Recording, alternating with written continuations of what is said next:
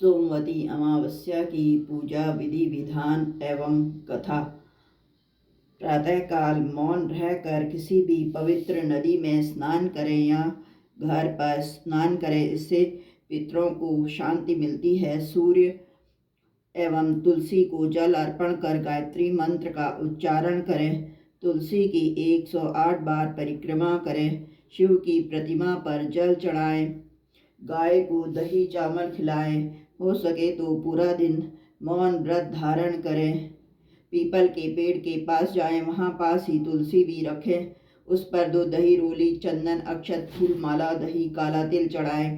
पान, हल्दी की गांठ और धान को पान पर रख कर तुलसी जी को चढ़ाएं। पीपल के पेड़ के चारों ओर 108 बार धागा लपेटते हुए परिक्रमा करें। इस दिन कुछ सामान के साथ भी परिक्रमा की जाती है, जैसे बिंदी, टॉफी, चूड़ी, मेहंदी, बिस्किट आदि। आप कुछ भी सामान 108 लेकर 108 बार पीपल की परिक्रमा करें। फिर उस सामान को विवाहित कन्याओं में बांट दें। घर में रुद्राभिषेक करवाएं। पूरी, खीर, आलू की सब्जी बनाकर पहले पितरों को अर्पण करें, फिर खुद ग्रहण करें।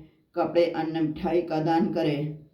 अब सोमवती अमावस्या से जुड़ी कथा। सोमवती अमावस्या से संबंधित अनेक कथाएं प्रचलित हैं। परंपरा है, सोमवती अमावस्या के दिन इन कथाओं को विधिपूर्वक सुना जाता है। एक गरीब ब्राह्मण परिवार था, जिसमें पति पत्नी के अलावा एक पुत्री भी थी। पुत्री धीरे धीरे बड़ी होने लगी। उस लड़की में समय के साथ सभी स्त्रियोचित गुणों का विकास हो रहा था। लड़की सुंदर, संस्कारवान एवं गुणवान भी थी, लेकिन गरीब होने के कारण उसका विवाह नहीं हो पा रहा था। एक दिन ब्राह्मण के घर एक साधु पधारे, जो कि कन्या के सेवा भाव से काफी प्रसन्न हुए। कन्या को लंबी आयु का आशीर्वाद देते हुए कन्या ने कहा, कन्या की हथेली में विवाह योग्य रेखा नहीं है।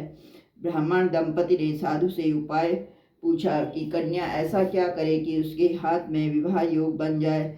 साधु ने कुछ देर विचार करने के बाद अपनी अंतर्दृष्टि से ध्यान करके बतलाया कि कुछ दूरी पर एक गांव में सोना नाम की धोबिन अपने बेटे और बहू के साथ रहती है, जो कि बहुत ही आचार विचार और संस्कार संपन्न तथा पति परायण है।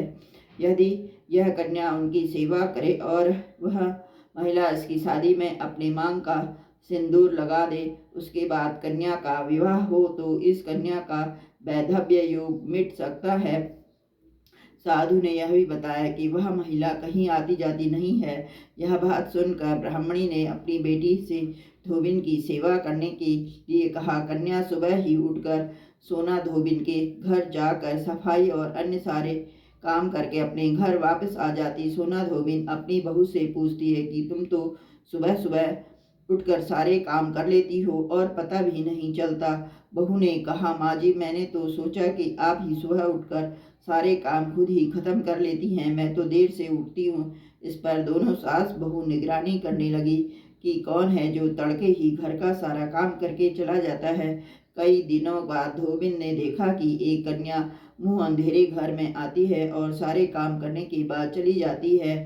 जब वह जाने लगी तो सोना धोबिन उसके पैरों पर गिर पड़ी। पूछने लगी, आप कौन हैं? इस तरह छुपकर मेरे घर की चाकरी क्यों करती हैं? तब कन्या ने साधु द्वारा कही गई सारी बात बतलाई। सोना धोबिन पति पारायण थी, उसमें तेज था, वह तैयार हो गई। सोना धोबिन के पति थोड़ा अस्वस्थ थे। उसमें अपनी बहू से अपने लौट आने तक घर पर ही रहने को कहा। सोना धोबिन ने जैसे ही अपनी मांग का सिंदूर कन्या की मांग में लगाया, उसके पति मर गया। उसे इस बात का पता चल गया। वह घर से निर्जला ही चली थी। यह सोचकर रास्ते में कहीं पीपल का पेड़ मिलेगा तो उसे भावरी देकर उसकी परिक्रमा करके ही जल ग्रहण करेगी। उस दिन सोमवती अमावस्या थी।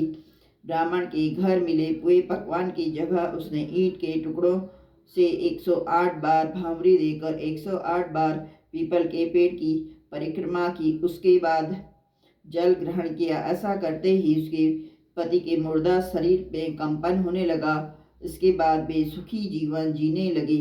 ओम नमः शिवाय।